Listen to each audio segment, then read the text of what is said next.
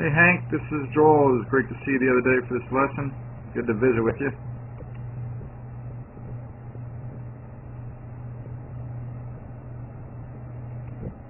So I'm going to just let you see all of the swings.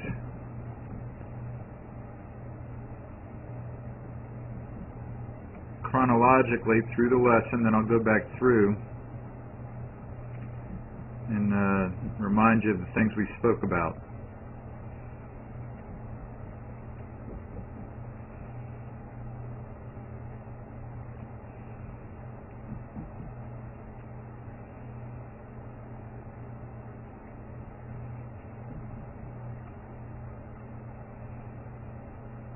Alright, so here's the main deal, the main thing I want you working on. Remember, it was from this down the line angle. We saw that your club head's a pretty good amount above that line before impact.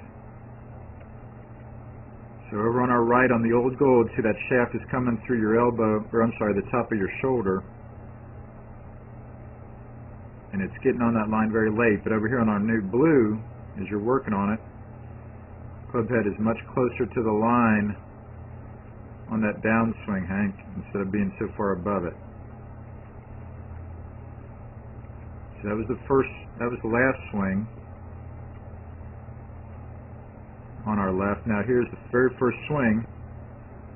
No ball when you're trying to make that practice swing and trying to swing out to that open door. See how much better that is. That would create a much better ball flight with those drivers that we're talking about. And again, you're hitting your irons fairly straight, but the driver tends to go left and right, slice and hook. And that's because of this swing over here. Whereas this swing over here, slices would be eliminated, Hank. Very, very rare that they would happen. And here was this first swing, full swing. And you judged it correctly on analog fashion. Look at that, buddy. Very nice. Much better than what we saw starting out over here, Hank. Above that line, it's down there through your collarbone. Whereas here, much more coming down the line like we want it. And as you worked on it a little more, there, you got even better with it. Look at that. Again, it feels to you like you're swinging away to the right, but in actuality, on the real video, you're actually swinging straight. That's much more what will produce these straighter drives, Hank, instead of the sprayed drives getting produced by this over here. And here was this last swing after I lined you up. Remember, on all these others, I let you kind of get away with this alignment way to the right. And you see what's going on there. You're aimed way to the right, and like you said, you've had people mention that to you. Even on the swings we were working on, I didn't bother you with that because, like I said, I like to keep things simple. I don't like to have you work on two things at once. So all these, you were lined up to the right, all those swings. But finally on that last one, I said, hey man, let's get you lined up correctly, because if you're not lined up correctly, you're going to encourage yourself to swing over the top time and time again as you practice on your own, Hank, and I want you to be practicing effectively. So that's the big deal there. Nice and square with your alignment. Now you can make good swings from here, and we'll really know for sure if the swing's getting better or not, like that one, closer to being on plane. And that is indeed like any tour player we'd look at.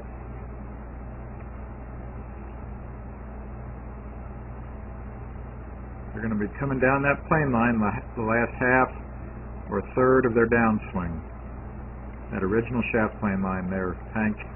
Then above the line through the top of their left shoulder, parallel to that plane line, their follow through. All the tour player swings are different. That's a true statement, but remember, in this sense, they're all the same.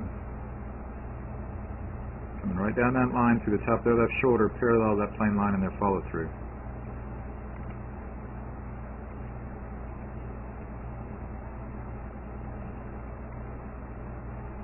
They couldn't hit the ball if they weren't doing that. on that downswing.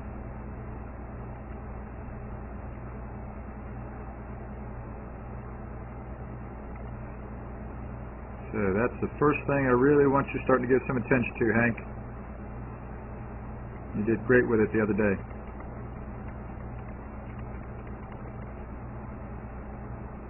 Much better there, Hank, than what we were seeing starting out.